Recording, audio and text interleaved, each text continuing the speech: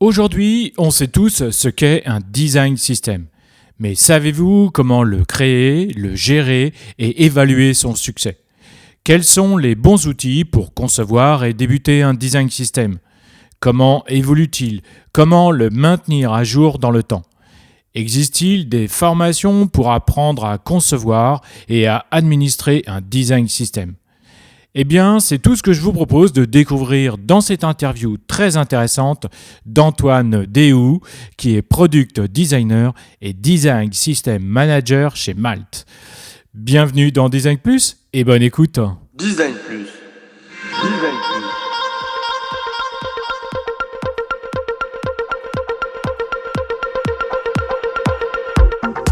Je pense que le design doit rendre service au plus grand nombre et avoir des responsabilités écologiques et sociales. Je suis Laurent Galen, designer d'expérience depuis 15 ans. Avec Design Plus, je vous propose de rencontrer ensemble les designers français qui vont partager avec vous leurs connaissances, leurs expériences, leurs passions et leurs inspirations.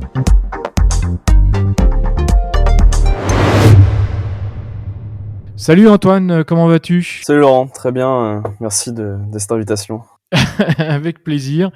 Alors aujourd'hui, nous allons parler de design system. Globalement, qu'est-ce qu'un design system? Mais pour commencer l'interview, est-ce que tu pourrais te présenter auprès de nos auditrices et auditeurs, s'il te plaît? Ouais, bien sûr, Antoine, 30 ans, je suis product designer et maintenant design system manager. Je pense qu'on aura le temps de rentrer dans le détail. Exactement. Qu'est-ce qui se cache derrière ce nom? Mais ça fait 6-7 ans que je travaille dans le design et je suis passé par du conseil, dernièrement chez VP, vente privée, sur le travail design system. Et actuellement, je travaille chez Malte, la plateforme de mise en relation de freelance. D'accord, ok, bon bah super. Est-ce que globalement, tu peux nous donner une définition plutôt simple? Qu'est-ce qu'un design system en fait, s'il te plaît? Ouais. Plein de définitions, ça va dépendre aussi du niveau de maturité de la boîte. Mais globalement, l'analogie que j'utilise le plus souvent, c'est une grosse boîte de Lego avec les pièces qui vont s'apparenter aux composants, la notice qui va s'apparenter à la documentation et avec aussi de la gestion de projet. Donc c'est une grosse boîte à outils pour construire, maintenir et scaler des interfaces. D'accord. Et alors, on parle souvent aussi en amont des design systems, comment dire, des outils, des choses comme Hmm. ça, ou qu'est-ce qu'il peut avoir avant, en amont, plutôt des cheats, je sais pas, UI ou des choses comme ça. Qu'est-ce qu'il peut avoir en amont d'un design system? Bah, si on devait classer en 3 catégories, il va y avoir la partie asset, la partie, donc on va retrouver tous les composants, la partie documentation et aussi la partie process. C'est vrai que pour répondre à ta question, comment définir un design system, celle que je prends souvent, c'est plutôt déjà de définir ce qui n'est pas un design system, D'accord. parce qu'on voit beaucoup de kits UI que tu peux télécharger pour quelques dollars, construire ton design system, mais souvent ça part d'une initiative tech, donc on va se trouver avec un niveau de repo de code. Souvent ça va partir uniquement d'une initiative design, ça va être seulement un kit UI, et on atteint vraiment la définition d'un design system comme je le conçois, et on est beaucoup à concevoir cette définition, c'est un ensemble de bonnes pratiques avec du design, du développement, de la gestion de projet et une intégration forte de ce produit dans l'entreprise et pas uniquement pour construire du design d'interface. Ça peut aussi permettre d'équilibrer la brand, gérer le tone of voice, l'UX writing. Il y a de plus en plus de pièces qui grossissent. D'où la définition d'un design system, ça peut vraiment dépendre de maturité de la boîte. D'accord, ok. Et donc, tu parlais à l'instant de la maturité d'une société. Et pourquoi alors une entreprise doit mettre en place un design system? Bah, pour des raisons de consistance de base, mais ce qui peut être apparenté aujourd'hui à la notion de design system, et je pense que beaucoup de grands groupes ont fait l'erreur, c'est de se dire c'est uniquement pour les startups. Et à l'inverse, il y a beaucoup de startups qui disent c'est uniquement pour les grands groupes. En fait, c'est de base l'idée de se construire une plateforme saine avec des composants sains, avec une notion de réusabilité, avec une notion de token. Donc token, c'est plutôt des variables, c'est plutôt du theming. va permettre d'anticiper tous les problèmes. Et les problèmes, plus tard, ça peut être de la dette technique, de la dette design, du scale dans les équipes, du cloisonnement, parce qu'on fait des tries, bon, on silote un peu. Donc, pour répondre à ta question, qui va dans le sens de est-ce que c'est un intérêt de faire un design system ou pas, de base, oui. Après, il faut prioriser selon le staffing qu'on peut s'accorder, la volonté aussi de l'entreprise de mettre du temps et de la ressource là-dedans.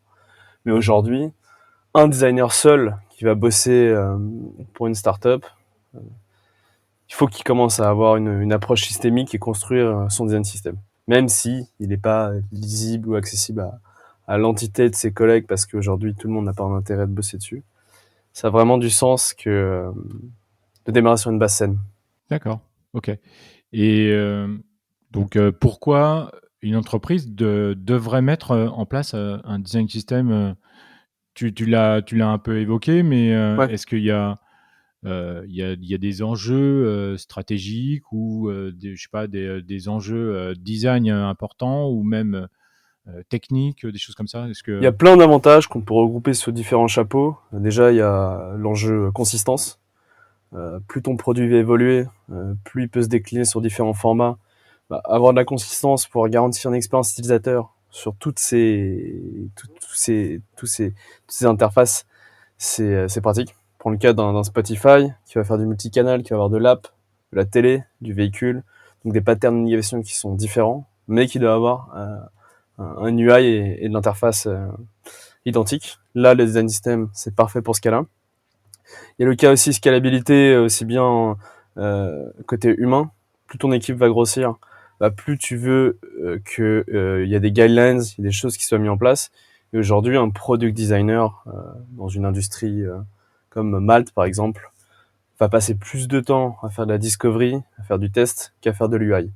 Dans un modèle agence où on va créer de l'UI très régulièrement, l'approche systémique est importante, mais de là à mettre en place un design system, c'est un autre sujet. Mais aujourd'hui, ce qu'on attend d'un product designer, c'est quand même qu'il passe beaucoup plus de temps sur la partie recherche que la partie vraiment UI. C'est pour ça qu'on rentre dans des phases d'industrialisation avec des design systems et on fait la même chose côté tech, où on fait un composant, quand on le prend, on peut le déployer sur toute la plateforme et le jour où on doit faire une mise à jour, c'est une mise à jour transverse.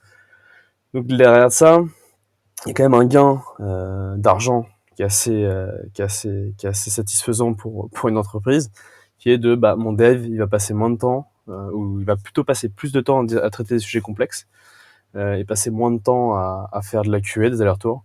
Et donc du coup, on peut aussi augmenter sa qualité de craft, qui fait que en perdant moins de temps sur du redesign de layout pour un designer, il va peut-être avoir plus de temps à penser sur le wording, à penser sur l'émotionnel, à penser sur son produit pur. D'accord, ok.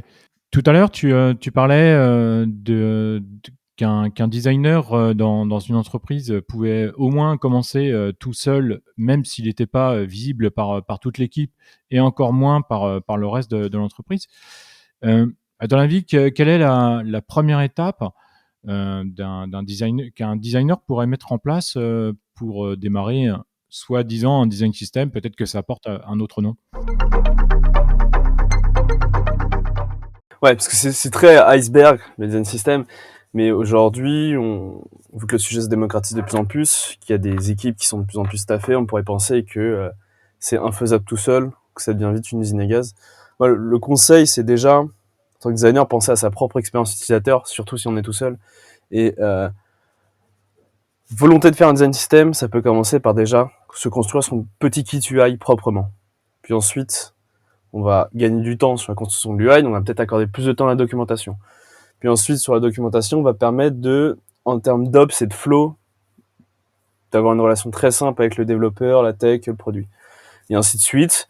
Plus on va se libérer du temps, potentiellement, plus il y a des opportunités qui vont se créer où la boîte va vouloir staffer, le scope va augmenter. Donc, la reco, déjà, c'est designer seul, qui fasse son kit UX, ses composants réutilisables. Figma, aujourd'hui, c'est quand même assez impressionnant à quel point on peut avoir des systèmes de variants, c'est très très poussé. Donc c'est ça Marocco.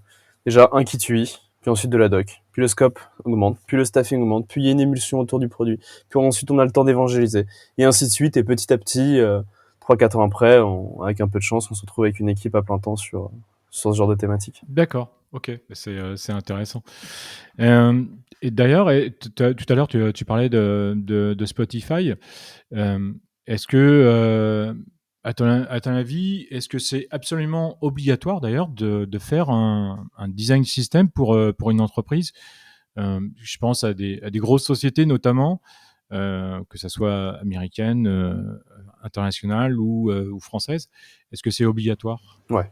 Moi, c'est pas c'est plus considéré comme un nice to have, comme un petit plus d'organisation. Aujourd'hui, ça fait partie quand même de ton architecture organisationnelle. Les développeurs sont très structurés avec des process, avec beaucoup d'outils, des systèmes de pull request et ainsi de suite. Côté designer, moins. Et les design systems permettent vraiment de créer un cadre d'industrialisation de l'interface. Et c'est pour ça que c'est important. Et aujourd'hui, tous les grands acteurs en ont un, même s'ils sont pas tous publics. Mais on voit aussi que c'est plus surprenant de voir des design systems d'État, celui de la France, celui de l'Angleterre, celui de l'Australie. Ça prouve bien qu'il y a derrière, il y a hormis le bénéfice scalabilité interface, il y a quand même aussi un process de scalabilité au niveau des process, de la relation et du flow entre les utilisateurs et les consommateurs de ce design system. C'est pour ça, d'un point de vue structuration et management d'équipe, c'est aussi un super outil. D'accord, ok. Donc ça veut dire que finalement, euh, c'est pas juste un outil, comment dire, propre, qui va servir principalement aux designers ou aux développeurs, mais en même temps, comme tu disais, on va plus loin dans la scalability ou dans les process, donc ça veut dire les échanges entre humains, quoi, en fait. Ouais. Je te prends un cas d'usage avec et sans design system. Disons que je démarre aujourd'hui dans une nouvelle entreprise et je vais être vite opérationnel. J'ai fait mon onboarding, je vais être vite opérationnel. J'arrive dans un écosystème où il n'y a pas de kit Figma, où il y a des composants qui sont développés à part, mais il n'y a pas vraiment de relation et de flow entre le designer, le développeur et le produit. D'accord. Et ma première mission, c'est de redesigner une fameuse dialogue. C'est un peu le cas d'usage de la modale. D'accord. Et en tant que designer, je vais me prendre une journée pour comprendre comment le design fonctionne, le répliquer une deuxième journée pour le répliquer dans Figma, sortir mon design, attendre qu'il soit développé et me rendre compte que finalement, ce que j'ai designé, c'est pas ISO avec ce qui est développé. Parce qu'il n'y a pas de lien entre les équipes. Hmm. Donc, rajoute à ça de la QA, des allers-retours. Et on peut, grosso modo, se dire, bah, finalement, designer cette dialogue, ça a pris une semaine. Avec un design system, j'arrive, même si je ne connais pas tous les choix historiques de design de l'entreprise, c'est mon premier jour. Je sais comment appeler mon composant de dialogue dans Figma. Le développeur, il va pouvoir l'appeler. Et moi, en tant que designer, si je me trompe de spacing entre un titre et un bouton, c'est pas grave parce que le code pourra toujours attraper ça. Donc déjà, de base, on onboard un nouveau collaborateur et il y a de la consistance, pas de QA à faire. Donc on peut déjà quand même, à échelle, ramener sur des cas beaucoup plus complexes, se rendre compte qu'il y a un gain de temps, d'argent. Et aussi, il y a peut-être, on en parlera un peu plus dans le podcast sur la fin, mais il y a des enjeux employeurs aussi quand même. S'il y a une certaine qualité de craft et d'exigence quand une entreprise promeut un design system, d'où la question de est-ce qu'on les met en public ou pas.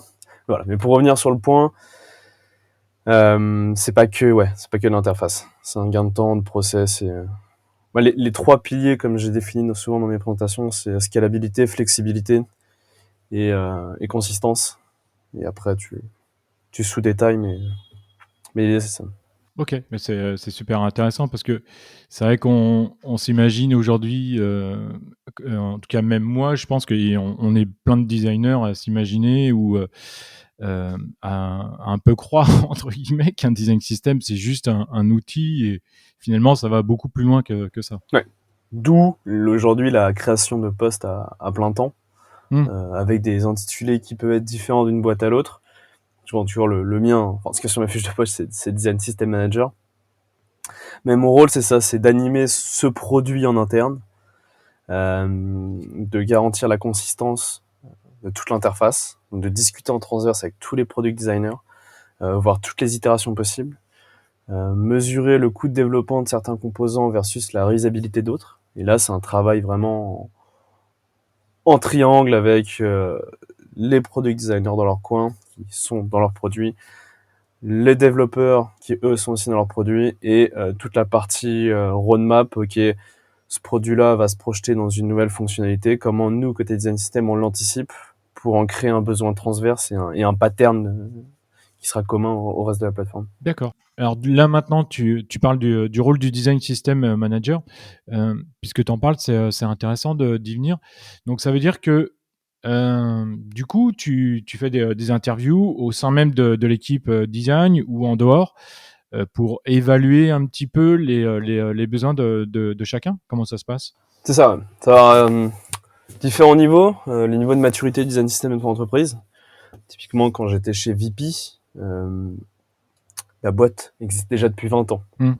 Donc, il y avait une base d'UI, mais ce qui manquait, c'était vraiment une couche process. Comment les designers, les développeurs vont travailler ensemble. Comment on fait en sorte que le design puisse être facilement accessible à tout le monde. Et ensuite, selon le niveau de maturité et d'évolution, ça change. Mais si je devais t'expliquer un peu mon scope aujourd'hui en tant que design system manager chez Malt, encore une fois, qui peut être différent d'une boîte à l'autre, parce qu'on est un peu sur des nouveaux métiers. Mon boulot, ça va être de faire en sorte que l'équipe A, qui bosse sur la partie A du site, construise des interfaces qui soient cohérentes avec ce que fait l'équipe C, tout en potentiellement en bénéficiant du travail de l'équipe B, d'un point de vue interface. D'accord. Donc, aujourd'hui, avec les cadres très agiles, on a des designers, des boîtes qui ont de plus en plus de designers, 30, 40, 50 product designers, qui sont découpés au sein de squads, de tribes, finalement, qui vont gérer un scope, qui vont être, je gère uniquement le cross-sales de la partie checkout de mon application. Une autre équipe, elle, qui va bosser sur la partie potentiellement cross-sales du catalogue, et une autre équipe qui va travailler sur la partie cross-sales de la page d'accueil. Ce qui fait qu'on a 3 équipes, 3 product designers qui travaillent au sein de la même entreprise, mais qui n'ont peut-être pas la capacité de se projeter sur le design des autres. Et le boulot de design system manager, c'est vraiment de se dire, faut qu'on ait de la consistance partout, un peu comme pourrait le faire un brand manager sur la partie image de marque. D'accord. Là, les design system managers, c'est vraiment sur toute la partie interface. D'accord. C'est vraiment intéressant. Et donc toi, par exemple, dans ton métier de design system manager, ça veut dire que, je reviens dessus, hein, mais Ouais. que tu interviews les équipes très régulièrement, ou lorsqu'ils veulent juste créer un produit, ou tu vas vers eux, par exemple, pour recenser je sais pas, leurs nouveaux outils qu'ils ont besoin, ou leurs nouveaux besoins, quoi, en fait, tout simplement. Ça, je vais le traiter en amont. Je suis en relation quotidienne avec tous les product designers. Donc, on fait des designs critiques. On a des mornings, des weekly. Ce qui fait que j'ai toujours de la visibilité sur ce qui va être designé et ensuite ce qui sera développé. Moi, mon rôle, c'est vraiment d'anticiper ce cas au dernier moment, il faut créer un composant qui n'existe pas et qui sera utilisé à qu'un seul endroit de la page. Si je te prends l'exemple d'un cas d'usage, imaginons l'équipe B a besoin d'intégrer un tableau au sein de son produit et l'équipe C a besoin aussi d'intégrer un tableau. D'accord. On va dire que l'ancienne méthode aurait été de se dire l'équipe B va faire son tableau et l'équipe C peut-être le copie-collera. Ouais. En fait, on va se rendre compte que en le copiant-coller, en faisant Copier-coller, ouais. ce copier-coller, finalement, l'équipe B avait pas anticipé que l'équipe C voulait filtrer dans son tableau ou qu'il y avait un système de dialogue et comment on fait évoluer ce composant. L'idée, c'est de se dire, c'est que ce composant, il va être transverse à la plateforme puisqu'il est utilisé à plusieurs occurrences et quelqu'un, en l'occurrence ce design manager, va se dire, je vais récolter tous les besoins de ce tableau, en faire un composant générique qui pourrait être utilisé pour tous. D'accord, ok.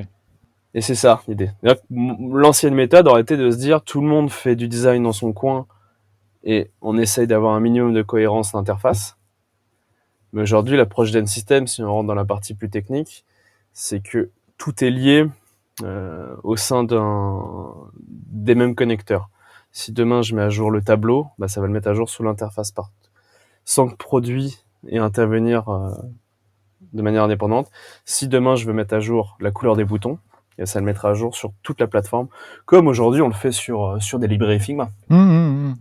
Et l'enjeu dans Design System, c'est de se dire, Euh, la sous-couche technique qu'on voit pas spécialement. Et on en revient à l'ouverture du podcast qui était de qu'est-ce qui n'est pas un design system. Bah, quand tu as un simple kit UI mais tu n'as pas de correspondance dans le code, bah, tu peux pas vraiment considérer ça comme un design system.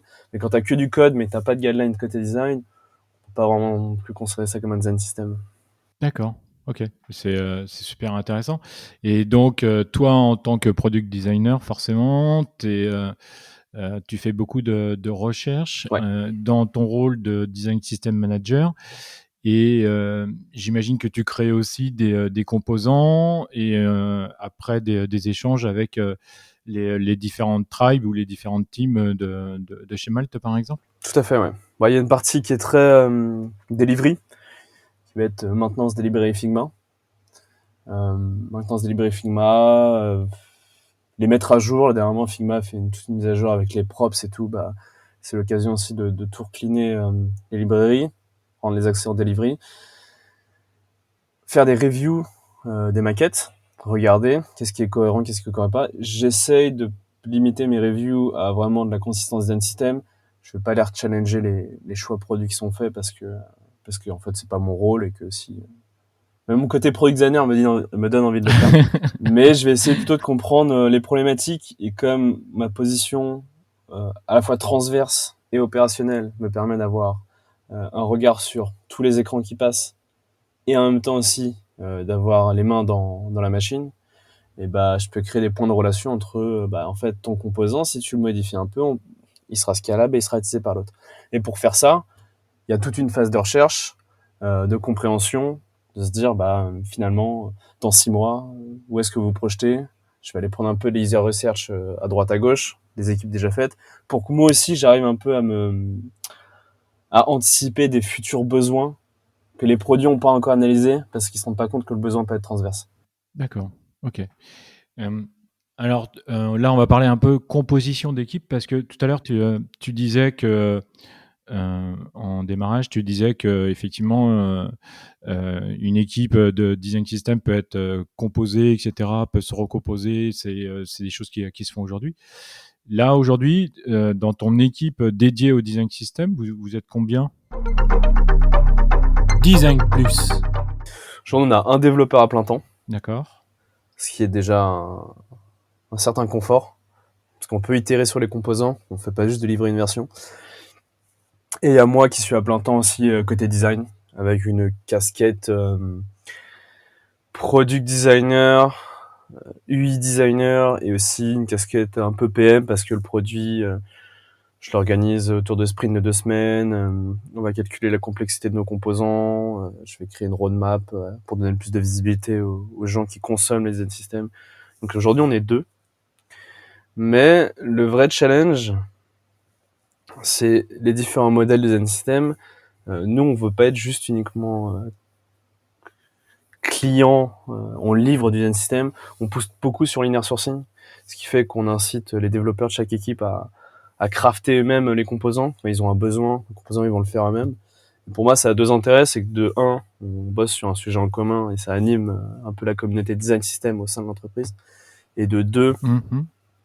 il y a une notion de contribution, participation, d'effort collectif qui fait que ça c'est intéressant. Après, hein, je dis pas qu'un staffing avec plus de développeurs et plus de designers c'est pas grave, mais il y a aussi cette question qui revient souvent. Moi-même, je l'ai été confronté dans ma précédente expérience. C'est comment on fait quand on veut plus de staffing, parce que déjà une boîte qui ouvre des postes de design system manager, il y a de plus en plus, mais c'est pas non plus une récurrence. Mhm. Ensuite, arriver à avoir du staffing côté développement, quand on sait aujourd'hui la difficulté de trouver des ingénieurs, finalement, un ingénieur très très bon en front, si tu l'as, bah, tu vas plutôt l'envoyer sur ton produit que dans l'équipe design system. Et voilà, moi le hack que j'ai pu trouver, c'est essayer d'embarquer le plus de gens possible pour que chacun à leur niveau puisse contribuer. Ce qui fait qu'en fait, t'as un corps, équipe design system, nous en l'occurrence de 2 personnes, mais autour gravite un écosystème Toute la un communauté. écosystème de contributeurs en interne. Et voilà. Et moi, je le vois, ça a plein d'effets positifs derrière parce que ça casse aussi les silotages des équipes. y a quand même un sentiment de fierté de certains développeurs qui, eux, sont dans leur scope, je sais pas, encore une fois, de tunnel d'achat. Et quand ils bossent sur un composant qui va être utilisé sur la landing ou qui va être utilisé par une autre équipe, c'est super gratifiant. Donc. D'accord, ok. Et imaginons que le staffing soit différent, que tu pas autant une grosse communauté. Quelle serait pour toi l'équipe idéale au sein de l'équipe Design System? Ouais, c'est compliqué. C'est compliqué parce que ça va vraiment dépendre de la boîte et aussi à quel point tu veux faire évoluer ton produit. Euh, Tu vois, si t'es un blog, si t'es un blog si t'es une petite startup qui fait de l'argent sur un blog de magazine, un développeur, un designer, ça pourrait suffire, tu vois. Après, si t'es des boîtes comme par exemple Payfit, Punto, Back Market, Malte aussi, où ça scale énormément, ça fait des produits dans tous les sens, ce qui est bien, mais c'est dur de garder de la consistance là où il faudrait plus de staffing. Je te dis pas qu'il faut des équipes de 100 personnes. C'est vraiment par phase de courbe de vie. Là, actuellement, chez Malte, on dirait pas non à plus de staffing. Pourquoi? Parce qu'on pourra aller plus dans le craft et dans l'exécution de ce qu'on délivre. Mais ça se trouve, dans un an, quand on aura refait toute notre base front, on aura plus besoin d'être 5. Et donc, le temps qu'on peut allouer à plus t'as de gens, plus tu pourras aller dans le détail. C'est plutôt ça l'idée. Comme un designer, moins il passe de temps à faire de l'UI, plus il peut passer de temps à travailler son produit. La même chose pour un développeur, il peut travailler sur des sujets beaucoup plus complexes. Donc il n'y a pas vraiment de taille d'équipe idéale. Le mieux, c'est vraiment déjà de faire comprendre que c'est un poste à plein temps, qu'il faut pas avoir peur d'ouvrir quand on commence à être plus de 100 dans une boîte. À partir du moment où tu commences à être plus de 3-4 designers, pour moi, ça a du sens que tes heures de poste. Tout à l'heure, je disais que ma position me permet d'avoir un rôle transverse sur toutes les maquettes et opérationnel. Là où le Head of Design, le VP Design, lui, va avoir un rôle, va avoir une vision transverse des maquettes, peut-être pas autant dans le détail, et peut-être, comme il n'est plus dans l'opérationnel non plus, c'est difficile pour lui d'aller re-challenger, de se dire, bah non, ce composant-là, il faudra peut-être aller le travailler d'une autre manière parce qu'il y a toute la couche process derrière, discussion avec les développeurs, et ainsi de suite. D'où la nécessité de créer ce genre de poste. D'accord. Et puis, je pense que même quand, par rapport à un Head of Design ou un VP Design, ça peut être intéressant aussi pour lui d'avoir comment dire, cette soutenance en fait qui vient du design system, quoi. Tout à fait, tout à fait. Bah, pourquoi on construit un design system? C'est aussi pour pouvoir réduire le plus possible ton delivery time.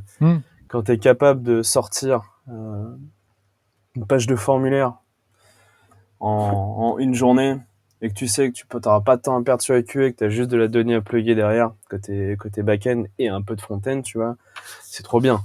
Quand tu sais que tu peux, grâce à une interface modulaire, faire de l'A, B, C, D tests comme Insta, Spotify peuvent le faire, plein de grosses plateformes, c'est super agréable. Et tu limites ta prise de risque et ton investissement sur le développement de certaines features. Et c'est là où le gain, il est énorme. Quand tu arrives à prouver que le temps gagné avec un design system est effectif et pas juste, c'est quelque chose de nice to have ou fancy à avoir.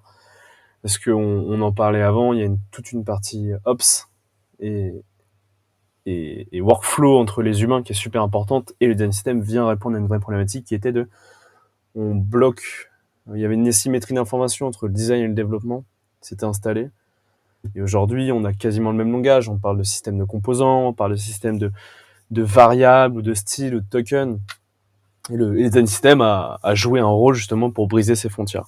D'accord, ok, super intéressant. Alors, là, on a évoqué donc ton rôle de design system manager et de ton équipe. Et tout à l'heure, tu avais commencé à en parler. Et j'aimerais savoir aujourd'hui comment on crée un design system et qu'est-ce qu'on doit trouver dans un design system alors? Il y a deux cas. Le cas où ta startup, ta boîte, peu importe, tu la démarres depuis zéro. Donc en fait, t'as pas d'existant. Ah, t'as toujours un existant parce que t'as toujours poké quelque chose, peut-être avec du no-code, que t'as fait une maquette sous Excel, mais voilà. La majorité des cas aujourd'hui, c'est plutôt des boîtes qui se disent je me professionnalise, j'industrialise mes équipes scale, donc je vais avoir un design system.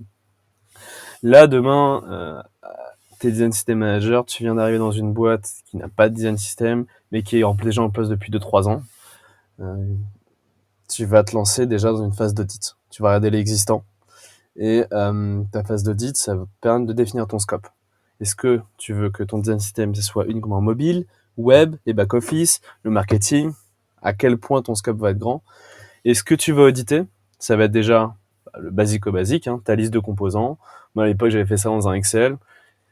Est-ce que le key UI pour ce composant existe? Oui, non. Est-ce qu'on a une équivalence dans le dev? Oui, non. Et ainsi de suite. Ça te permet de dégraisser, de te rendre compte que parfois, tu as des composants qui sont legacy, que tu as 4 formes de boutons, mais qu'en vrai, sur la plateforme, tu en as besoin que 2, que tu as des inputs qui sont avec un label flottant sur une page et qui ne le sont pas sur une autre. Donc, tu illustres ça. Ensuite, tu vas faire toute une phase d'audit un peu plus workflow corporel. Donc, tu vas discuter avec les designers, comment vous travaillez, qu'est-ce qui vous manque. Tu vas discuter avec les développeurs, tu vas discuter avec les PM aussi. Et dans l'idée de rajouter cette couche Ops, ok, toi designer, quand tu livres tes maquettes, tu passes par ça, le développeur il comprend toujours pas, il y a une asymétrie d'information, ou toi développeur, quand tu demandes des specs, c'est jamais très clair, donc essayons de s'uniformiser sur les mêmes outils, les mêmes workflows, et c'est là où la partie documentation rentre. Mais voilà, t'as vraiment un audit aussi très très opérationnel.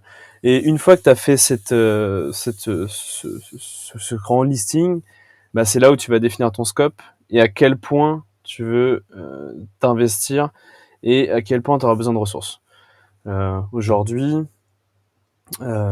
chez Malte, pour donner un exemple, il y a une application mobile qui est pour les freelances, une application web qui est l'application freelance client que tout le monde peut utiliser. L'application mobile elle est vraiment pour les freelances. Donc c'est un cas d'usage assez spécifique. Là, moi aujourd'hui quand je suis arrivé chez Maj, je me suis dit je vais déjà me concentrer sur, suite à mon audit, me concentrer sur toute la partie web. Et ensuite, on se concentrera sur la partie mobile. Si j'avais plus de stuffing, on va faire les deux. Mais ça m'a permis de définir un scope et de pas de partir dans tous les sens. D'accord. Et c'est souvent le cas des boîtes, c'est que tu te rends compte que tu as du multi-interface. Et le modèle idéal d'un design system, c'est qu'à partir du moment où tu ponds une interface, tu passes par ton design system en interne. Alors, si tu as besoin de créer du back-office, si tu as besoin de faire du formulaire, si tu as besoin de faire du mailing, si tu as besoin de faire de l'app, tu as besoin de faire de la montre, tu vois, du GPS, tu as ton design system qui permet de faire ça. D'accord. Ok.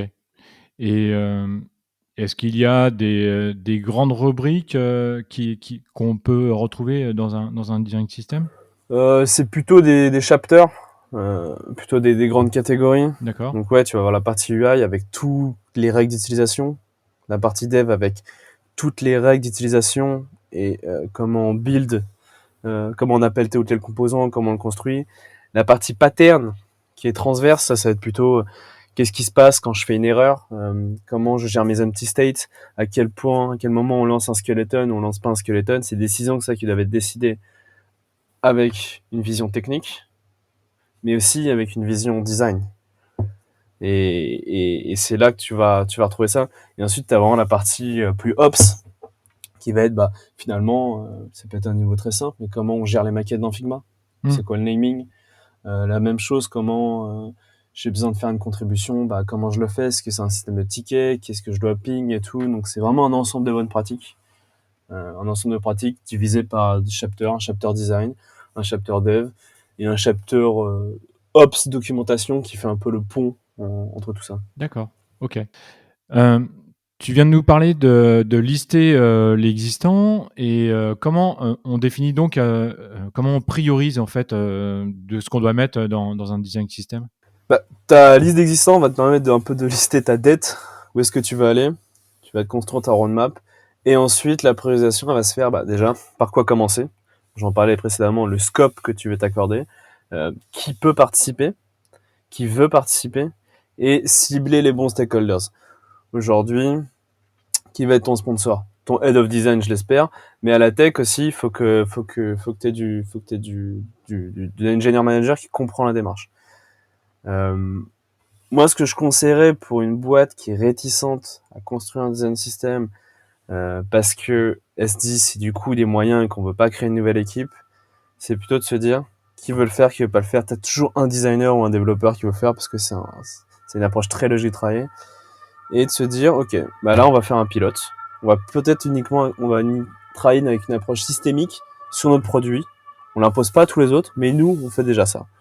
Et ensuite, moi de mon expérience, la preuve par, euh, par succès, ça ce qui a toujours bien fonctionné dans le design system, parce que les KPI sont assez, on en parlera après, mais définir des KPI de réussite, des indicateurs de réussite, c'est qu'on est plutôt sur du quali que vraiment du quanti.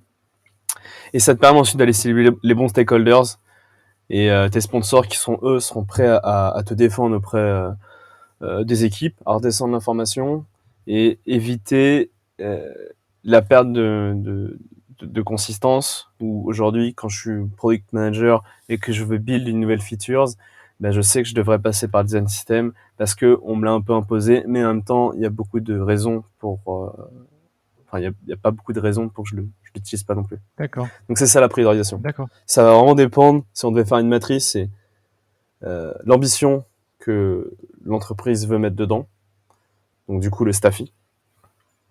Et aussi, il y a peut-être des points d'entrée qui sont plus simples aujourd'hui. Commencer sur le mobile parce qu'il y a moins de legacy, parce qu'il y a une plus forte demande, pas grave, tu vois. Aller sur le web dans un premier temps et pas faire les back-office, ça va vraiment dépendre. D'accord, ok. Antoine, quand on n'a pas du tout de design system ou même un début de Kitui ou quelque chose comme ça, euh, qui est-ce qui doit lancer en fait l'initiative? Est-ce que c'est un head of design? Est-ce que c'est un product designer ou même un PM ou un dev? Qui doit être à l'origine en fait de cette initiative? Ça peut être variable, parce que comme je te disais, tu as certains design systems qui à la base partent d'une initiative tech, ou certains qui partent d'initiative design. Majoritairement, il y a quand même déjà une initiative tech qui est lancée, même si on la sait pas, c'est parce que il y a une manière de fonctionner de workflow côté tech qui est assez déjà proche il y a déjà une logique systémique, ne serait-ce que les systèmes de variables. Donc, quoi qu'il arrive, il y a déjà une approche comme ça. Et aujourd'hui, j'ai la tête dans le guidon, donc pour moi, c'est une manière très très logique de travailler comme ça. Mais, aujourd'hui, t'es designer. Un designer, il y a 10 ans, peut-être par réflexe, il serait pas dit, je vais construire ma librairie, mon Kitui. Hmm. Aujourd'hui, les outils comme Figma, Sketch, qui avait lancé les librairies en premier, permet tellement de choses que ça en devient compliqué de travailler autrement.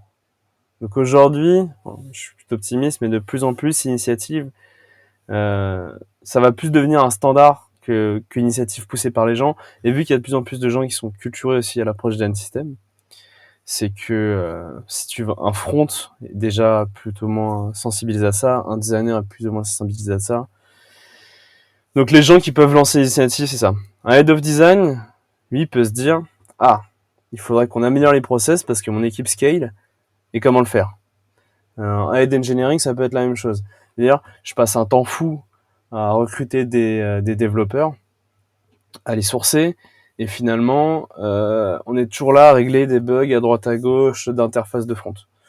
Ou autre exemple, et ben tu te rends compte que toute ta stack elle est en React, hein, et que tu veux recruter et que t'arrives pas à recruter de React, bah ça se trouve l'initiative c'est de se dire si on change de techno et qu'on se fait un design system sur Vue.js, on pourra peut-être recruter plus de gens parce que le marché est moins bouché sur du Vue.js. Donc l'initiative elle peut vraiment partir de d'envies différentes. Après reste à voir qu'est-ce qui va assumer l'opérationnel. Donc est-ce que c'est plus design, est-ce que c'est plus tech? D'accord. Je sais que le terme design system, il est un peu biaisé parce qu'il Oui. il est, il apparente ça vraiment à un produit designer où ils peuvent jouer avec. Mais voilà, l'UI, c'est vraiment le haut de l'iceberg.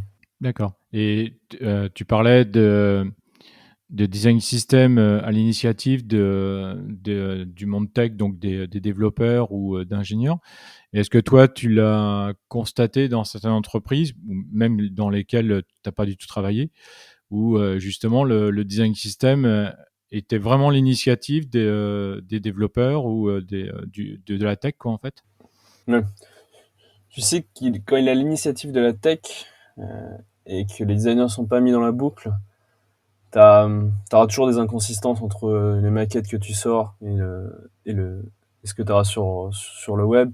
Parce que dans le process d'itération, le développeur, s'il veut mettre à jour les pixels sur le border, il va le faire. Hmm. Mais c'est pas dit que potentiellement il va documenter, faire un release log en disant là on a changé 2 borders parce que voilà. Est-ce que ça va être impacté sur les kits suite des maquettes? Ça va pas se mettre à jour. Il y a un data qui va se créer. Mon expérience, ce que j'ai vu, c'est que les design systems trop drivés par la tech t'emmènera toujours un gap avec le design. Et à l'inverse, trop design, tu vas demander à ton développeur de faire des composants qui n'ont pas de sens. Ou, et je suis le premier à le faire, c'est que on a souvent tendance à designer uniquement les cas qui nous arrangent. Et, euh, et il arrive que parfois un design system trop axé côté design, c'est un peu utopiste. Dans le sens, on te fait des composants, des pages, mais on oublie les anti-states, on oublie les notions de loading, on oublie tout ça. Donc il y a des bons et des mauvais côtés. Déjà, l'idée qu'il y ait quelque chose de systémique, une approche systémique côté tech ou côté design, c'est déjà un super bon point. Après, il faut creuser. D'accord, ok, super. Et à ton avis, du coup, est-ce que tout à l'heure tu parlais de spécialisation? Est-ce que du coup, aujourd'hui, faut-il que des personnes soient vraiment spécialisées et dans la création, la gestion d'un design system? Spécialisation, c'est par spécialisation, tu veux dire qu'il y ait des formations particulières? Non, pas forcément, mais qu'ils travaillent exclusivement dessus et que, voilà, un peu comme ce que tu fais, toi, d'être design system manager. Est-ce que c'est absolument nécessaire qu'il y ait des personnes dans une société qui soient spécialisées Ouais. dans la création et la gestion du DS, quoi?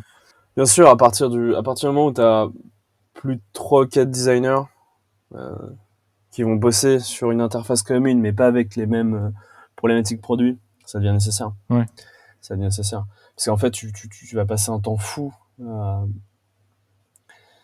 Tu pourras pas aligner les process. Et aligner les process, la clé, c'est quand même la consistance à la fin. Et le gain de temps sur ce que tu vas livrer.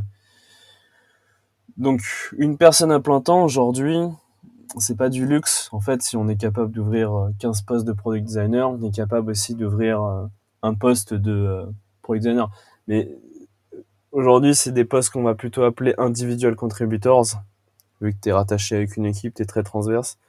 Je pense que tu as beaucoup des auditeurs, auditrices qui ont pu se retrouver ou qui sont dans une situation comme ça où bah, tu as une belle boîte, tu as un beau produit, ça scale, tu as de plus en plus de gens qui rentrent. Et en fait, au bout d'un moment, il faut du process, tu vois, il faut une certaine professionnalisation, industrialisation de comment tu vas construire tes interfaces. Et pas que sur la partie UI, hein, sur toute la partie comment tu livres tes maquettes, comment tu fais ta QA, comment tu itères sur des prochains composants, comment tu maîtrises ton accessibilité, parce que on l'a pas abordé, mais un design system, c'est aussi un vrai moteur à améliorer l'accessibilité de ta plateforme. Exactement, grand sujet.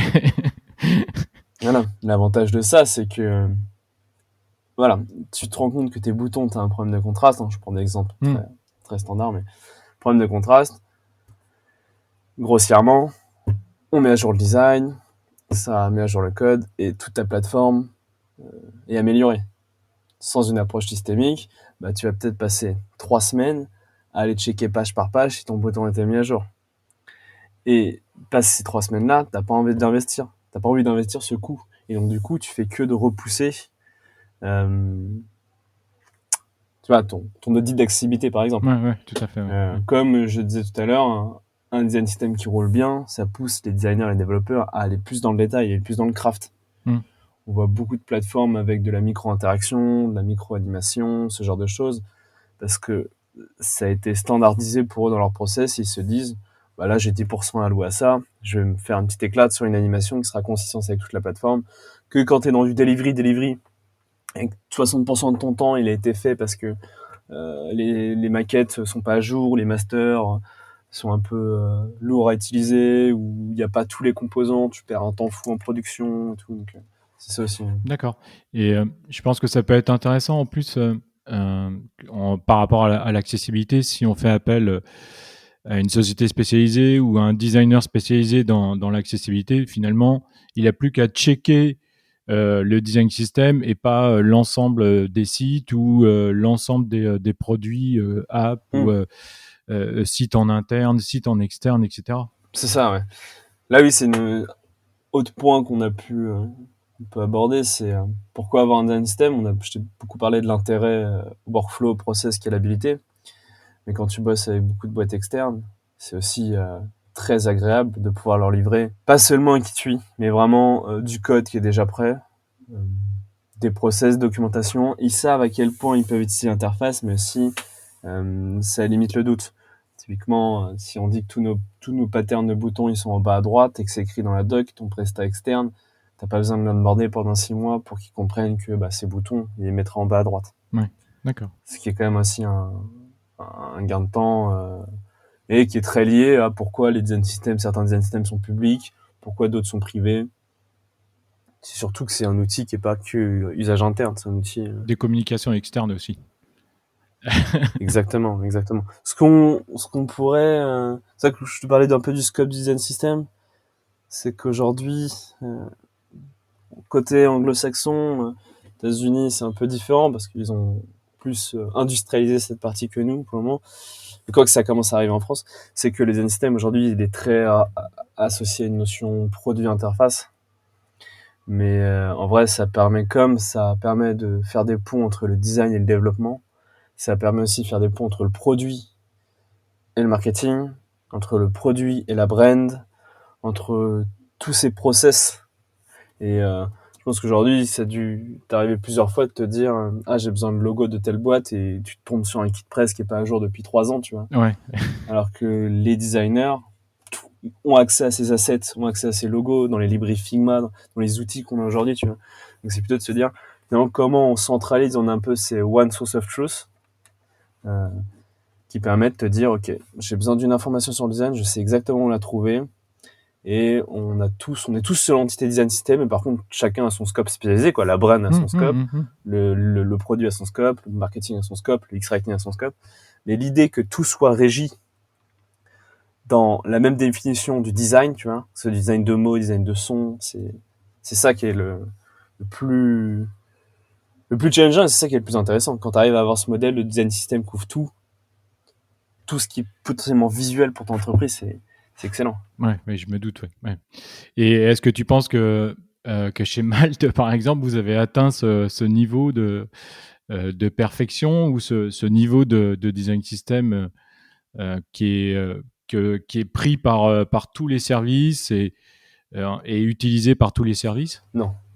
Non, non, non, pas encore. C'est l'objectif, mais ce qui est déjà très bien, c'est qu'on a créé des ponts entre la brand et le produit. Aujourd'hui, quand on a besoin d'illustration, quand on a besoin de quelque chose, il y a une vraie communication. On a des réunions qui sont plus cross, donc pour plein de gens, ils vont dire oui, mais c'est normal. Mais quand on est la tête dans le guidon, c'est pas tout le temps évident de se dire que tu vas aller travailler avec ton équipe brand, que tu vas travailler main dans la main avec ton marketing pour le wording, et ainsi de suite. Et Malte, on est encore dans une phase où ça scale, les équipes grossissent beaucoup. Et c'est le moment où il faut mettre de l'ordre et surtout pas se perdre dans les priorisations. Donc nous aujourd'hui, disons qu'on va se concentrer pour avoir un front techniquement et ergonomiquement qui fit à nos besoins. Et après, peut-être qu'on va se dire, toutes les communications que vous faites sur LinkedIn, c'est de la brand, mais il y a peut-être moyen de le systémiser, il y a peut-être moyen de le documenter, peut-être faire de moyen en sorte qu'on ait les mêmes codes sur le produit pour éviter des gaps, et ainsi de suite. Voilà, mais je connais pas j'ai pas encore été confronté à des entreprises où le design system avait pris l'entièreté du pôle, parce que mon avis personnel, c'est qu'il y a encore toujours une petite asymétrie d'information entre le brand qui va peut-être avoir une approche plus old school et la partie produit qui lui est déjà dans des process un peu plus modernes d'outils, de livraison et ainsi de suite. Et avoir peut-être un head of design qui à la fois gère la brand, qui à la fois gère le produit, qui à la fois gère, je sais pas, la communication sur les réseaux sociaux et le marketing. C'est là où tu peux craquer ce truc du design system pour tous. D'accord. Ok, c'est super intéressant. Euh, Maintenant, on vient à une autre partie qui est comment toute la partie gestion et de mesurer le succès. Donc, ma première question, c'est comment est géré au final un design system au sein d'une entreprise. Et la deuxième question qui vient ensuite, c'est comment on mesure le succès en fait d'un design system. C'est un peu la question tricky parce que souvent les entreprises avant de investir dans un système veulent avoir des projections de résultats et faire des projections de résultats sur quelque chose qui est difficilement KPIsable. C'est un peu le défi, mais globalement l'idée c'est de prendre la température. Vu que tu discutes quotidiennement avec les designers, les développeurs, que ton rôle aussi en tant que design system manager c'est d'animer cette communauté. Du coup, d'être active sur le channel Slack ou les channels Slack selon ton organisation liée au design system, de faire toute une phase d'évangélisation, d'expliquer, faire de la pédagogie, onboarder les nouveaux collaborateurs, fait que mesurer le succès, ça va être très sur le quali. Donc globalement, tu vas faire du NPS. En fait, tu vas utiliser les mêmes méthodes que tu pourrais utiliser sur une discovery, une discovery classique de product designer. Donc tu vas faire du NPS, tu vas faire des interviews utilisateurs. Ça va être du ressenti aussi.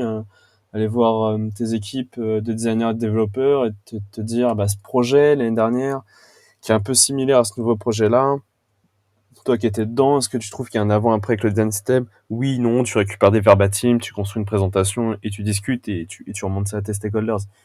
Mais arriver à un point de se dire j'ai fait économiser X euros à l'entreprise où je sais qu'il y a un boost de productivité de 1,3% sur le département machin, euh, j'ai du mal à voir comment ça pourrait être vraiment calculé. Hmm.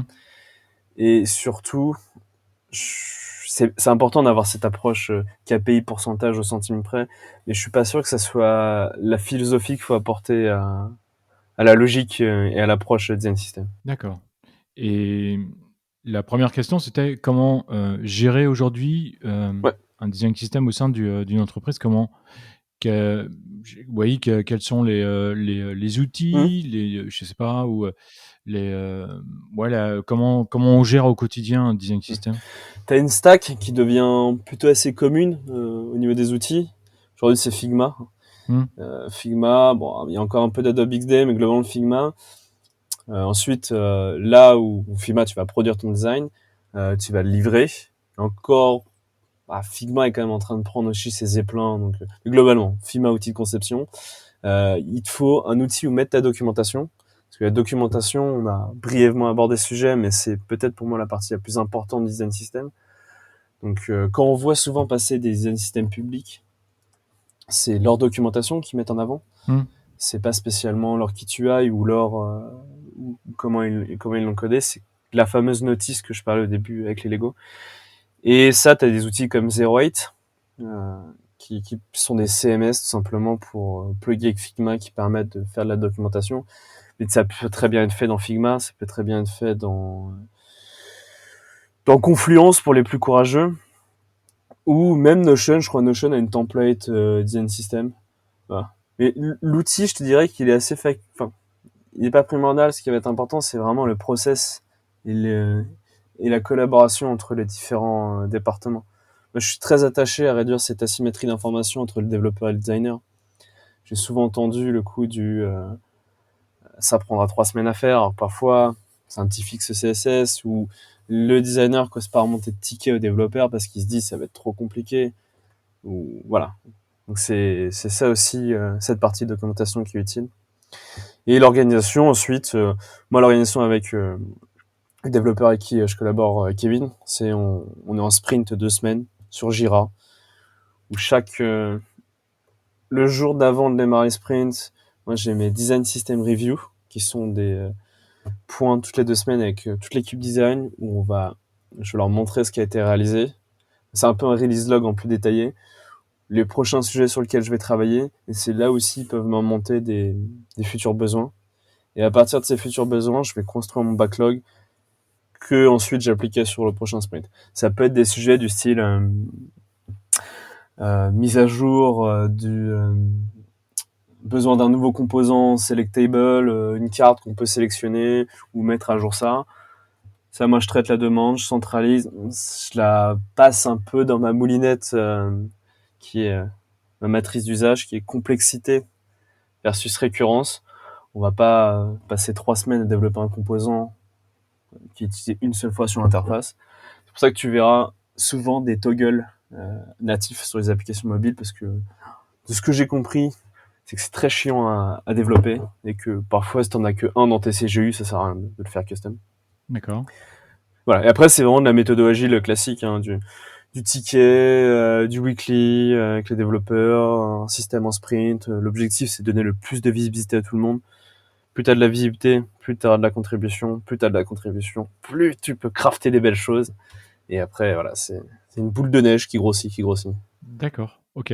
Toi, ça fait combien de temps que tu es chez Malte en tant que Design System Manager? Ça va faire 1 an je pense que ça fera 1 an quand le podcast sera sorti. Ouais. D'accord. Et euh, avant, tu avais aussi ce rôle chez VP? C'est ça, tout à fait. Chez D'accord. VP, quand je suis arrivé, l'idée c'était de se dire, j'étais product designer, Hmm. et puis une réorganisation fait que je me retrouve un peu orphelin de produits. Sketch venait de changer, Sketch venait d'intégrer les systèmes de librairie. VP était aussi dans une grosse restructuration. Tout le monde venait de passer en mode agile sur le produit. On avait une approche plus en sprint et moins en cycle V classique. Et l'équipe design, du coup, prenait de plus en plus de place et d'importance. L'UX UI avait été très bien évangélisé de la part de Julien Clément. Et il a fallu un peu mettre du clean dans tout ça, quoi, mettre du process, mettre du workflow. Aujourd'hui, on parlait pas encore vraiment de design ops. Design system, c'était encore un truc pas très connu. À l'époque, Audrey Hack en parlait énormément. Hmm. Mais c'était encore quelque chose d'assez jeune. On n'avait pas tous les outils qu'on a aujourd'hui. On n'avait pas la communauté comme Design System France. On n'avait pas. Et on manquait aussi beaucoup de retours d'expérience. Tout le monde disait faut monter un design system, mais peu de gens t'expliquaient comment le faire. Ouais. Ou les gens qui le faisaient, c'était souvent les gens qui avaient des gros staffing derrière. Et la vraie problématique, je me souviens quand j'ai commencé, que je regardais souvent des webinars ou des conférences, la question qui revenait tout le temps, c'est ok, bon, je pense que vous avez convaincu tout le monde qu'un design system, c'est la bonne marche à suivre. Mais moi, aujourd'hui, dans mon entreprise, je suis confronté à on n'a pas les moyens. Ou comment je trouve un sponsor, ou comment j'ai dépassé cette étape-là. Et là, il y a un facteur très humain, en fait. C'est que si ta direction ne souhaite pas s'intéresser par le sujet, ça va être compliqué. Hein. Ouais. Et par exemple, chez VP, tu as ressenti comment dire, des blocages ou des pain points pour l'expliquer? C'était compliqué ou parce que ils n'étaient pas du tout intéressés? J'en sais rien.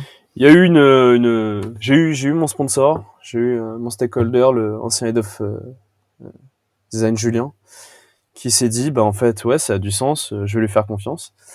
Et au fur et à mesure, c'est un peu la preuve par le succès, tu vois, tu vas avoir un développeur, il te dit, mais non, mais c'est super logique de travailler comme ça, pourquoi on le fait pas? Une personne, 2 personnes. Là où la différence chez Yuppie, c'est que ça a jamais été considéré comme un produit à part entière, comme c'est le cas chez Malte aujourd'hui.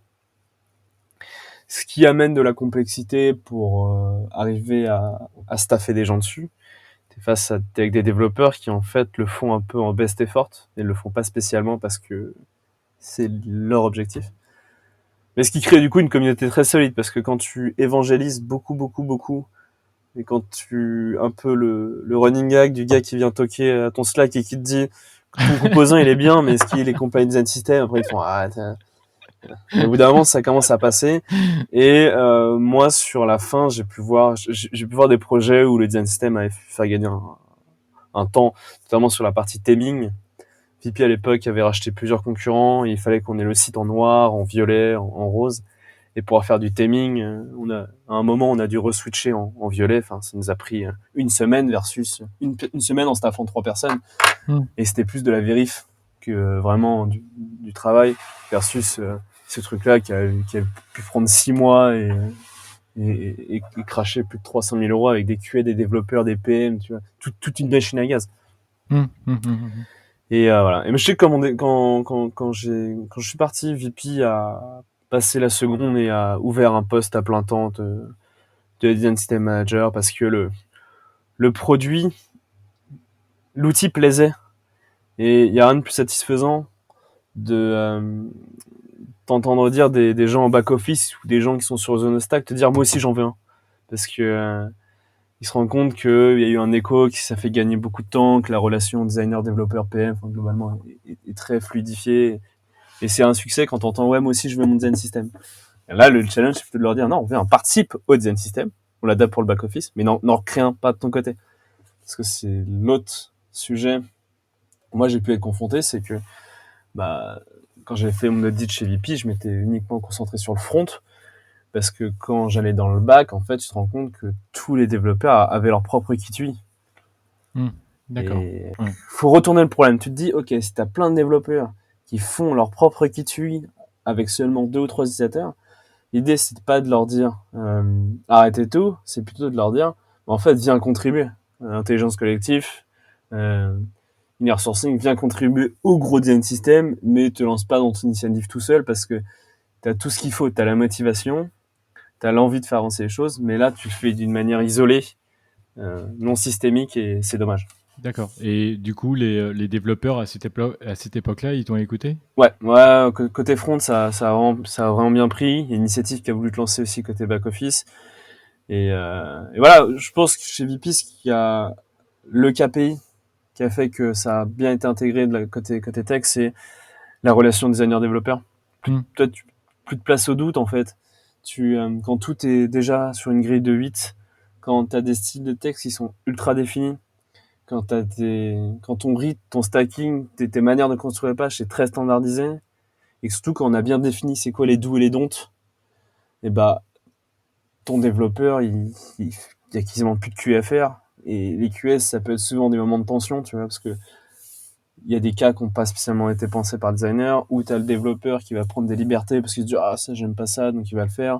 Ouais, c'est clair. Et c'est là, c'est la fluidification de cette relation qui moi me tenait beaucoup à cœur parce que j'avais commencé par faire du dev front avant et finalement j'étais un peu triste de voir cette séparation un peu voilà quoi. Pour grossièrement dit, il y a les gens qui font du dessin et à côté les gens qui font des trucs super techniques dans une boîte noire. Alors qu'en vrai, on délivre la même interface. Bah, après, ce qui est satisfaisant, à mon avis, aujourd'hui, c'est ce que tu disais tout à l'heure, c'est que VP est passé à la seconde phase et qu'ils ont accéléré. Et finalement, bah, ce que tu as fait, c'était pas juste dans le vide, un coup d'épée dans l'eau, quoi. Ouais. Ça servait à quelque chose, quoi. Oui, c'est ça, c'est ça que c'est satisfaisant. Il y a pu y avoir des difficultés de staffing, d'explication de process. Quand on t'explique que un nouveau projet va se lancer avec la même stack technique, mais qu'ils veulent tout faire from scratch parce que ils ont pas assez bien compris comment le design fonctionnait ou qu'ils sont pas au courant de l'initiative. Là, tu te dis oui, j'ai un peu l'impression de travailler pour rien. Mais en même temps, voilà, quand tu te bases sur le quali, c'est satisfaisant de te dire que les gens ils collaborent mieux entre eux. Ouais, d'accord. Et que toi aussi, moi d'un point de vue personnel, moi ce qui me plaît beaucoup, c'est que je me dis j'ai des garants un peu de l'interface de A à Z et pas juste de me dire ah c'est trop cool aujourd'hui j'ai amélioré ça dans mon produit. C'est de se dire voilà si c'est beau partout, c'est que j'ai aussi contribué à ma manière à faire en sorte que tout soit beau partout. Ouais, tout à fait. C'est beau ce que tu dis. Alors, tout à l'heure, tu l'as évoqué, on a parlé des outils pour créer donc un design. Tu as parlé de Figma, de Jira, de Notion, qui avait un ou deux templates qui traînaient sur Internet. Il y avait Zero Eight aussi. Tu avais parlé de Feedly. Mais il y a un trou noir en fait quelque part. Et tout à l'heure, tu en parlais un petit peu au début aussi. C'est les templates ou les kits de design system. Euh, je voudrais savoir ce que tu en penses. Et pour toi, est-ce qu'il y a des avantages à utiliser ces kits de design system, même pour démarrer? Et quels sont leurs inconvénients, s'il te plaît? Déjà, dans la grande majorité des cas, c'est un peu clickbait, mais les kits design system, ça va être un kit UI, comme on a toujours fait. Sauf que là, aujourd'hui, c'est mis dans Figma, c'est un peu plus joli. T'as les interactive components, donc ce qui fait que ça te donne l'impression que ton truc, il est prêt à être déployé en production. D'accord. En général, ça va couvrir 80% de tes cas. Si t'es tout seul dans une entreprise, startup from zero, premier designer, c'est toi qui dois ouvrir le premier frame, là, c'est pratique de partir de ça. Parce qu'après, tu fais du tanning, ok, le kit que tu télécharges, tes boutons sont violets, mais toi, tu peux les passer en orange, c'est pas grave. Tu vas gagner un temps. En fait, c'est bien de partir d'une basse scène. Ce serait contre-productif aujourd'hui de te dire, tout seul dans mon environnement euh, de start-up ou en early stage, eh ben, je vais tout construire moi-même, tu vois. Côté dev, personne fait ça. Tailwinds, il y a des solutions. C'est pour ça qu'on utilise des CMS, voilà. Là où je serais un peu plus contre, c'est de se dire, bah, je prends pas de designer parce qu'il y a des kits UI qui existent. Ouais. Je préfère investir 150 dollars dans un kit UI et comme ça mon site il sera beau parce que comme on l'a souvent abordé, c'est un peu le haut de l'iceberg, le kit UI. Mm. Tes templates que tu vas trouver sur Community, sur Figma, c'est pas eux qui vont créer le workflow et le process au sein des équipes. C'est pas eux qui vont documenter les règles d'usage. Tu vois, c'est pas tout ça. D'accord. Ouais. Et la documentation, bah, tu peux trouver des très beaux kits aujourd'hui. Moi, j'ai travaillé sur une de mission avec des kits très très complets, comme le kit MUI par exemple, qui est fait par des Français en plus, où t'as un équivalent Figma qui est extrêmement poussé, t'as un équivalent code qui est extrêmement poussé, et c'est premium. Donc du coup, ce qui fait que bah, ton Figma, il est toujours mis à jour par rapport à ton code. Là, ça a vraiment du sens. Euh, mais voilà. Là où je le conseille aussi, c'est pour les designers qui démarrent. C'est super, ça a des vertus pédagogiques de regarder les kits UI, comment ils sont construits. Vraiment dans la partie craft Figma, comprendre les composants, mais aussi la partie donc comment tu vas regrouper tes composants, comment tu vas un peu détourner l'usage de Figma, c'est super bien. D'accord. Ok. Donc pour Ouais, pour un ouais, pour un démarrage. ça. Pour un démarrage et vraiment définir ce que vraiment tu as besoin et définir ce que tu vas mettre dans ton design system au début. Si au début c'est juste un kit UI pour poker une features ou parce que tu veux faire dans un vraiment early stage, ça suffit. Mais par contre, le fantasme de se dire, je suis une boîte, t'inquiète pas, pour 150 dollars, je peux avoir un design system. Non. D'accord. On a bien compris. Design Plus. Alors là, on a parlé de la définition, de la création, des équipes, de la gestion, des outils aussi. Mais la question aussi qui est importante, c'est qu'est-ce que devient en fait un design system dans le temps. Et donc, ça veut dire quel est en fait l'avenir d'un design system une fois qu'on l'a créé, quelles sont ses évolutions, etc. S'il te Ça va plaît. être très lié au staffing Hmm. et que tu vas t'accorder. Typiquement, plus tu auras de staffing, plus ton scope, tu vas vouloir l'agrandir. Si on prend l'exemple de VP, on était sur iOS, Android, web, uniquement par la partie front. Et quand je dis front, c'est le VP que tout le monde voit. Donc la page d'inscription, le catalogue, le tunnel d'achat. L'objectif avec plus de staffing, ça a été de se dire, cette méthode, on la prend, on ouvre une branche et maintenant les design systems, il sert les outils de back-office. On ouvre une branche et maintenant les design systems, il sert les outils de production dans les, euh, dans les entrepôts, et ainsi de suite. Ton scope s'agrandit de plus en plus. Et voilà. Et ça va vraiment définir ce que tu veux, comment tu vas construire ton roadmap et comment tes stakeholders veulent aussi investir du temps. Mais globalement, euh, c'est pas un projet, c'est pas une V1 en fait. On pourrait penser comme ça, mais moi j'ai de quoi m'occuper tous les jours. Alors qu'en soi, le design system, il couvre 99% de nos usages chez Malte. On a déjà tous nos boutons, nos inputs, tout est dev, mais tu as toujours quelque chose à améliorer. Et si tu t'accordes pas, encore une fois, du staffing, en fait, tu fais pas d'itération sur tes composants, tu as livré des boutons, et le jour où tu as une mise à jour côté design et qu'on peut pas faire côté dev, et ben, tu te crées de la dette technique sur un outil qui est censé l'éviter. Donc c'est un peu dommage. Et surtout qu'il y a des gros enjeux aussi de recrutement et de marque employeur. Hein. Euh, je pense que ce serait intéressant un jour de faire un sondage sur LinkedIn. Toi qui as une grande communauté de, de product designers, de développeurs, enfin assez, ce serait de poser la question, est-ce que pour vous c'est un argument marque employeur de aller travailler dans une entreprise qui a déjà un bon socle, un bon écosystème design system. Et à ton avis, quelle serait la, la réponse alors? Oui, il faut bien que je défende aussi mon travail. Mais oui, parce qu'en fait, ça va dépendre. Oui, tu vois, si tu as déjà passé par des entreprises où tu n'avais pas suffisamment de design system, où il n'y avait pas suffisamment d'ordre, parce qu'il y a une partie ops aussi, et tu te dis c'est rassurant parce que moi il y a un process. Je vais mettre les pieds dans un endroit où on investit dans notre propre expérience utilisateur. Et ça c'est plutôt agréable. Pareil pour les développeurs, nous on le voit que c'est quand même un intérêt pour eux d'arriver dans un écosystème où tu as un front, tu as une équipe, tu as un design system. Voilà, c'est rassurant. D'accord, ok. Oui, je me... Franchement, moi aujourd'hui, tu me dis une mission en free comme ça chez un gros annonceur, je sais que potentiellement je vais devoir partir from scratch, tu vois. Je vais ouvrir mon Figma, faire ma recherche, et quand je vais arriver à la phase du high, je vais devoir, ça se trouve, faire des collages de capture d'écran, avoir du mal à trouver les assets, et ainsi de suite. Et donc du coup,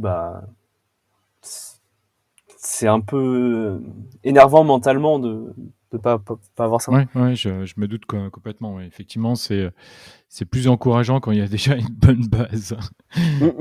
Et tout à l'heure, tu t'en parlais un petit peu de, ça rejoint un petit peu aussi la marque employeur. Et on voit souvent que les design systems sont publics et d'autres, on connaît le nom, mais on les voit jamais ou on en parle peu, il y a peu de communication. Est-ce que, d'après toi, est-ce que un design system doit être public? Public au sein de l'entreprise, pour sûr. Par là, je veux dire, c'est pour ça que tu as beaucoup de design systems qui sont un peu brandés, ont tous un nom, tu vois. Personne n'appelle ça le design system d'AXA. Il Ouais. faut qu'il y ait un petit brand, typiquement chez Malte, c'est Joy. L'avantage de ça, c'est que lui enlever le côté un peu barbare d'un projet technique fait qu'en interne, il est public. Et les gens, ils veulent participer. Tu as une certaine gamification. Est-ce que ton truc, il est Joy? Est-ce que c'est Kellogg's? Est-ce que Pixar? Tu vois, et ainsi de suite. Tout le monde a un peu son petit nom. Donc oui, plus il sera visible en interne, moins tu auras d'évangélisation à faire. Concernant la visibilité externe, moi, je vois peu de raisons pour lesquelles un design system public un design system ne pourrait pas être visible à l'extérieur. T'as peut-être des sujets de scam pour des banques, de réplication d'interface, ce genre de choses, mais c'est un peu des sujets mineurs. Aujourd'hui, imaginons je suis Uber, je mets mon design system en public, j'ai pas peur que FreeNow me vole mon produit. C'est pas ça qui fait l'essence de ton produit. Y a des avantages, c'est qu'aussi ça t'impose une certaine exigence quand tu sais que tu vas publier le travail de tes équipes ou de ton équipe, tu as envie de faire les choses bien. C'est aussi un bon outil de communication pour le recrutement, donc on en revient à un sujet de marque employeur. Et le plus satisfaisant, enfin le fond de cette démarche de tout mettre en public, c'est que ça motive la communauté à participer. T'as toujours quelque chose de réplique. Quand tu vois Carbone, qui est le design system d'IBM, qui est un des plus populaires, s'il l'avait jamais mis en public, aujourd'hui, ça se trouve, on n'aurait pas cette culture de base de mettre son design system en public. Du coup, on n'aurait peut-être pas une communauté aussi forte et on n'aurait peut-être pas autant de ressources sur le design system. Ouais, tout à fait. C'est pour ça qu'aujourd'hui, euh, une de tes premières questions, c'était est-ce que c'est un intérêt ou pas avoir un design system? Aujourd'hui, il y a tellement de conférences, de sujets experts, que ce soit côté tech, côté design, côté process, workflow. Il y a tellement de bons retours d'expérience et de documentation accessible qu'il n'y a pas d'excuse pour pas en faire. Oui, absolument.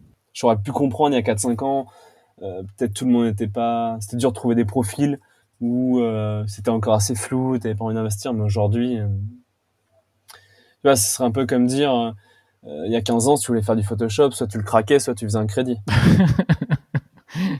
Aujourd'hui, bah, tu veux découvrir des interfaces, tout Figma, c'est gratuit, tu télécharges un kit et tu comprends comment ça fonctionne. Donc, tu vois, en soi, c'est public, c'est visible, donc du coup, il y a plus de gens qui participent. D'accord, oui, effectivement. Ouais. D'accord. Par rapport à la visibilité et à l'avenir surtout des design systems, tout à l'heure, tu évoquais qu'il y avait des design systems qui avaient été mis en place par des États, dont celui de la France aussi. J'avais fait une vidéo Ouais. il y a quelques mois et c'était très intéressant. Et alors en août 2021, en fait, il y a une agence digitale du gouvernement australien qui a décidé d'interrompre la mise à jour du design system. Du coup, euh, d'après toi, quelles sont les raisons pour qu'on arrête de travailler sur un design system et de le faire évoluer, qu'on se dit stop, c'est fini, on arrête la gestion? Bon, le cas le plus évident, pour moi, c'est finalement, bah, changement de passation d'administration ou une agence. À l'époque, ils ont peut-être fait appel à une agence parce que le sujet était pas encore très mature. Et après, ils se sont dit, mais finalement, on peut l'internaliser. Juste qu'il a changé de nom, process. Ouais. Ça, c'est un truc que tu peux voir dans d'autres boîtes aussi, hein, hormis des institutions publiques. T'as souvent le cas de le projet, on l'a externalisé pendant longtemps et un jour, on veut l'internaliser. Hmm. Ça m'étonnerait pas. Et puis aussi, ça se trouve, leur design system ne fitait pas avec leurs contraintes techniques. Le design system français aujourd'hui, son objectif, c'est de pas que de créer des nouveaux sites, mais aussi c'est aussi de remplacer les sites existantes Ouais, bien sûr. Ouais. avec les nouveaux standards. Donc ça se trouve, ils se sont rendus compte que le design system de l'État australien, il avait été pensé uniquement pour un cas d'usage des nouveaux sites avec telle techno, mais tout le legacy, il est pas prenable. Ou peut-être l'inverse aussi, tu vois. Hmm. Donc il y a plein de raisons de l'arrêter, mais ouais, je sais pas, ouais. C'est ça. J'ai pas encore l'expérience de design system arrêté. J'ai pas vu d'initiative de OK, on arrête d'avoir notre design system. C'est plutôt tu l'abandonnes. Ouais. Tu l'abandonnes en fait, tu le mets dans un tiroir et tu dis bof, le jour où on aura de la dette, on y pensera. Pour en revenir à l'histoire du gouvernement australien, c'est assez étonnant. J'en avais parlé sur un post LinkedIn je crois en septembre 2021, quelque chose comme Ouais. ça. Et j'avais été vraiment surpris de ça parce que je crois que c'était l'un des design systems qui était vraiment très avancé pour les Mhm. gouvernements. Il avait été cité dans de nombreux articles. Il avait été repris en référence ouais, beaucoup sur Internet. Il était cité en référence. Et du jour au lendemain, bam, plus d'explications, plus de mise à jour. Une simple landing page, il y a plus de design system, c'est terminé. Ah, Tu vois, autre cas qui peut expliquer ça, c'est ça se trouve l'équipe ou la personne qui gérait ça, c'était un individual contributors. Son hmm, impact, son boulot, il a pu avoir son initiative, tu vois, mais ça se trouve son boulot, il a pas eu les moyens ou le temps de aller plus loin dans l'intégration du design system au sein vraiment de l'État. Et d'accord. cette personne ou son équipe est partie. Et en fait, les gens qui étaient au-dessus, ces sponsors, ils se sont juste dit bon, bah, ok, tu vois, on coupe, sans se rendre compte de l'opportunité et de l'impact que ça pouvait avoir d'un point de vue numérisation de leurs outils. Ouais.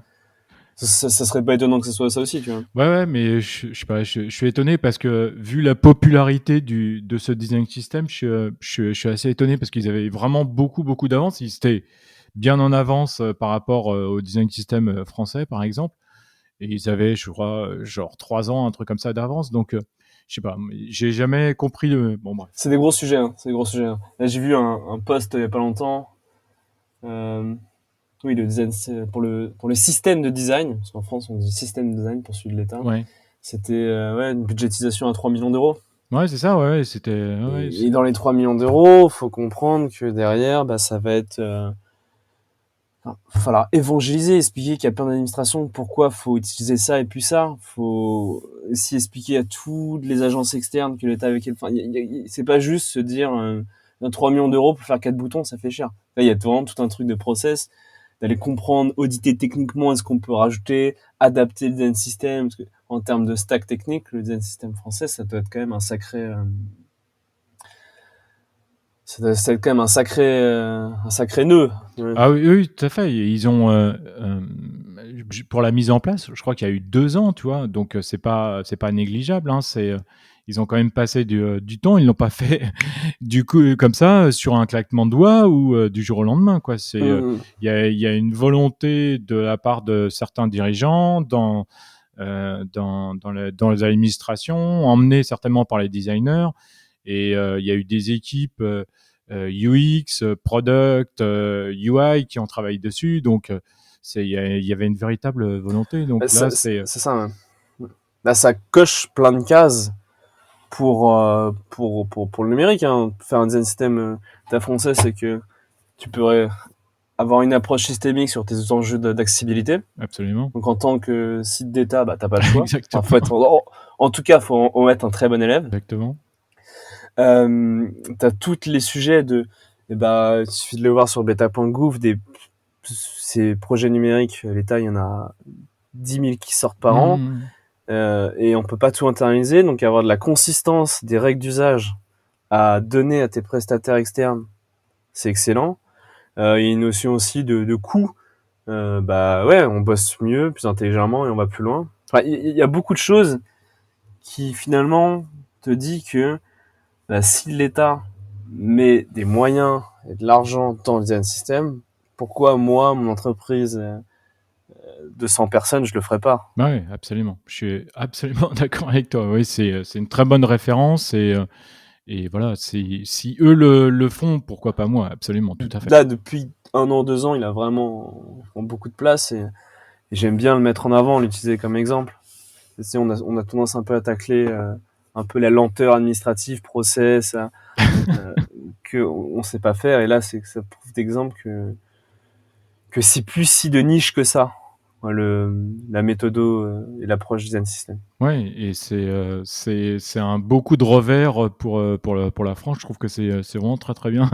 C'est vrai, comme tu disais, effectivement, on a souvent tendance à tacler la lenteur administrative française. Bah, pour le coup, non, voilà, ils ont pris les devants, ils y sont allés, puis c'est très bien. Après, il a ses problèmes, il le sait, et en plus ils le savent, mais ils le savaient déjà avant, Oui, lors de sa sortie. Donc voilà, il y a que des améliorations possibles. Voilà. Et ouais. bon courage aux équipes qui travaillent dessus, en tout cas. En tout cas, ce qui va être intéressant à observer sur ce design system, c'est à quel point ils vont définir son scope. Là aujourd'hui, moi je l'ai surtout vu utilisé pour les sites type ministère de l'Intérieur, l'ANS, des sites d'administration. À voir s'ils vont le déployer sur les mairies, à voir si dans ce design system ils vont aussi intégrer les règles de print et de communication sur à quel point le scope va grandir. Et finalement on aura une vraie identité un peu comme nationale, fusionnée avec le numérique, bien documentée, et ainsi de suite, comme un France Télévisions a pu le faire, ou Radio France. Là aussi, c'était cette identité print et numérique. Ouais, d'accord, ok. Bah, va leur donner un coup de main, ils seront contents, je pense. L'avant-dernier point que je voudrais, ouais, d'ailleurs même le dernier point que je voudrais voir avec toi, c'est existe-t-il en fait des formations en France pour apprendre à construire un design system et est-ce qu'il faut un profil aussi vraiment product design, tu l'as un peu évoqué en début, plutôt UI ou web designer ou dev front? D'abord par rapport aux formations. Est-ce que toi tu en connais? Est-ce que tu as des formations à recommander? Non, pas particulièrement. Moi, tous ceux que j'ai pu rencontrer, c'est majoritairement des product designers. Majoritairement des product designers qui sont un peu spécialisé en individual contributors dans l'approche design system. En fait, au niveau des ressources, une bonne porte d'entrée, c'est la communauté Design System France, D'accord. qu'on peut retrouver sur LinkedIn et un Slack. Et c'est un peu là où on va retrouver beaucoup de design system managers avec des thématiques et des questions qui sont liées à de la production. Ah, j'ai besoin de faire telle ou telle mise à jour Figma, comment on fait. C'est vraiment un peu comme on parlait juste avant de pourquoi mettre son design system en public. Bah, c'est ça, c'est en fait, on va se regrouper en communauté. Il n'y a pas de formation à proprement dit. Je t'avoue que des chapitres, des parties dans des écoles qui forment des pro designers, des modules sur la partie design system, c'est intéressant, nécessaire. Parce que aussi, c'est un outil de travail, donc ça te projette dans ta future carrière de comment tu vas bosser dans une boîte, il y a ou il y a pas. De là à faire des formations, non, je pense pas. Moi, personnellement, c'est mon avis, mais je trouverais ça un peu abusé qu'il y ait des formations genre sur 3 ans pour devenir un système. D'accord, mais donc pour toi, une bonne formation ce serait plutôt d'intégrer des modules dans une formation sur 3 ans, par exemple, de product designer, mais d'intégrer des modules design system, Ouais, quoi. c'est ça. Mais Hein. pas une formation sur 6 mois ou un an, euh, Non. pur design system. Ouais, puis ce qui peut être intéressant, ce serait des modules type bootcamp. Tu vois, t'es product designer, Hmm, tu veux monter sur du design system, bah du coup, on va plutôt rajouter tu vas plutôt améliorer tes bases sur ta méthode de product designer que tu as déjà pour faire du design system. d'accord. Ça dépend qui produit, qui le gère et ainsi de suite. Tu vois. Je crois qu'il y a certaines boîtes où le design system il est managé par plutôt par la partie ingénieur. Hmm, Donc, du coup, là, ça se trouve, tu as un ingénieur qui a une appétence un peu POPM et qui a voulu prendre ce rôle-là. Parfois, c'est plutôt le designer, parfois, c'est une personne tierce. Il y a des boîtes qui ont des designers qui sont avec des PM. Il y a des boîtes qui ont des design systems, pardon, avec des PM, où tu vas avoir 2 PM, 2 designers, 3 développeurs. Là, on est vraiment dans une approche très produit industrialisation. d'accord. Du coup, est-ce que toi, tu recommanderais, par exemple, à quelqu'un qui se lance comme jeune designer, est-ce que tu lui recommanderais de venir faire un stage, par exemple, avec toi pour pouvoir gérer plus tard ou se spécialiser en tout cas dans un design system? Ouais, bien sûr. Ouais. Bah là, c'est cool, on a 2 alternants qui arrivent chez Malte. Ah, super. Et donc, du coup, ça va être aussi agréable de voir leur conception du design, leur approche, parce que les outils ont quand même changé beaucoup de choses dans la manière dont on peut designer. Mhm. Moi, je sais que j'ai commencé sur Illustrator, et pourtant, je suis pas si vieux que ça. Mais aujourd'hui, quand tu démarres des études de product design, déjà, ça c'est beaucoup plus évangélisé, il y a beaucoup plus de méthodos, t'as des streamers maintenant, tu vois, t'as plein de choses. Mm. Euh, Entre ouvrir un Illustrator où il faut tout hacker et ouvrir un Figma où t'as 1 milliard de community, tu peux vraiment apprendre beaucoup de choses. Et je pense qu'aujourd'hui, les designers, même juniors, alors je le verrai avec les alternants, ils vont être beaucoup plus sympas à onboarder cette méthode. Et donc, du coup, ils vont être beaucoup plus curieux aussi à poser des questions parce que tu auras déjà des experts ou des gens assez seniors pour dire ça c'est bien, ça c'est pas bien. D'accord. Et ces deux alternants, ils vont venir dans ton équipe ou ça va être dans l'équipe product design? C'est ça, c'est dans l'équipe Product Design. Ouais. Donc D'accord, moi je vais collaborer de manière très régulière avec eux, d'accord. mais ils sont pas rattachés à l'équipe Design System pour en parler. Mais dans le cadre de leurs études, je vais les pousser à contribuer. D'accord. Ouais, C'est ça, c'est important. c'est important. Il Euh, faut vraiment essayer de gratter de la ressource un peu partout. T'as raison. Puis de toute façon, ça se trouve, ils pourront t'apporter des informations que tu n'avais pas. Et c'est pas parce qu'ils ils sont plus jeunes que nous. Et oui, Voilà, tout à fait. ils peuvent avoir de super idées eux aussi. Ça, là, pour finir sur la partie formation, la documentation, elle est accessible à tous. C'est juste que bah, parfois tu sais un peu mieux où la trouver, parfois tu sais pas, mais elle est accessible à tous. Tu tapes Design System dans YouTube, tu as 1 milliard de vidéos qui te font des retours d'expérience. C'est super intéressant. Ouais, ouais, tout à fait. Donc, pour terminer cette interview, Antoine, je voudrais te poser une seule question. Si tu avais un seul conseil à donner à nos auditeurs, quel serait ce conseil, s'il te plaît? Se construire un réseau de veille, faire de la veille, c'est ça. En tout cas, moi, c'est ce qui m'a permis vraiment de gagner du temps et aussi de débloquer des situations assez rapidement. C'est j'ai un Feedly, un Pocket, un LinkedIn et pas avoir peur d'aller lire des articles qu'on pourrait penser complexes au début.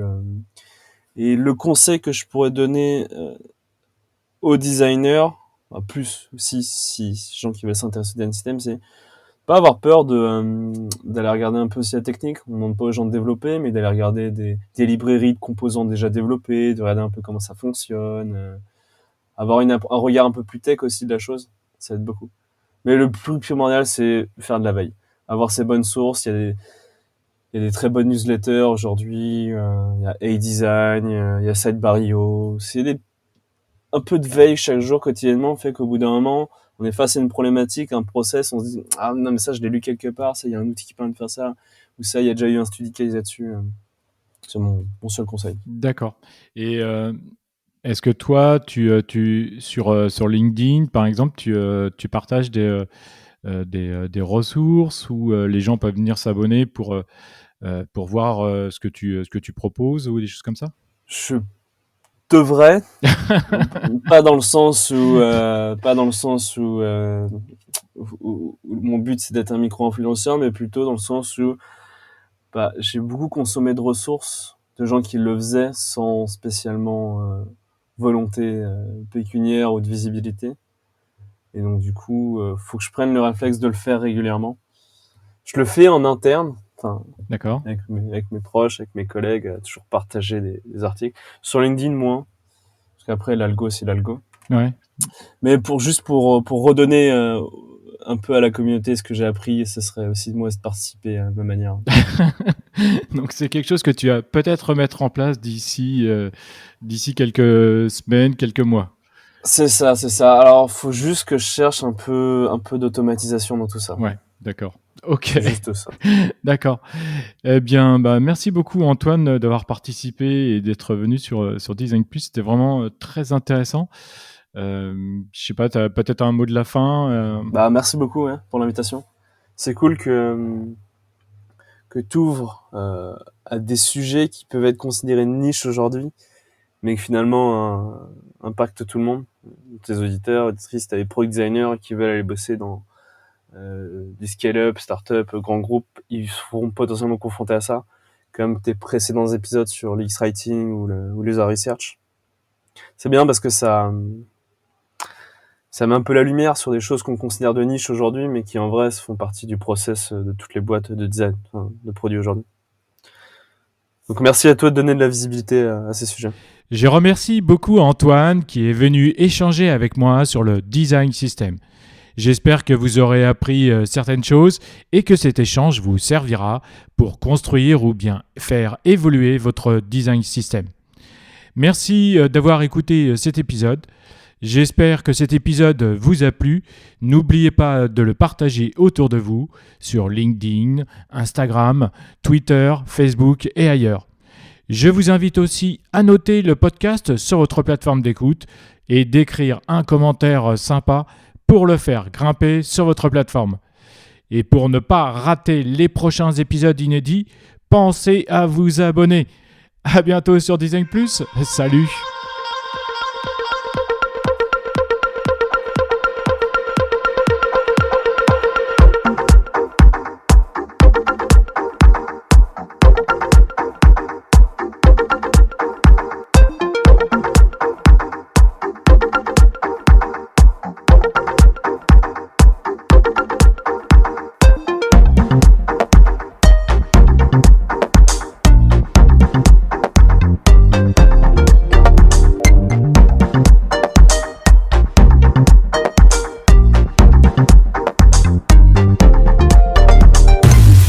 Design Plus.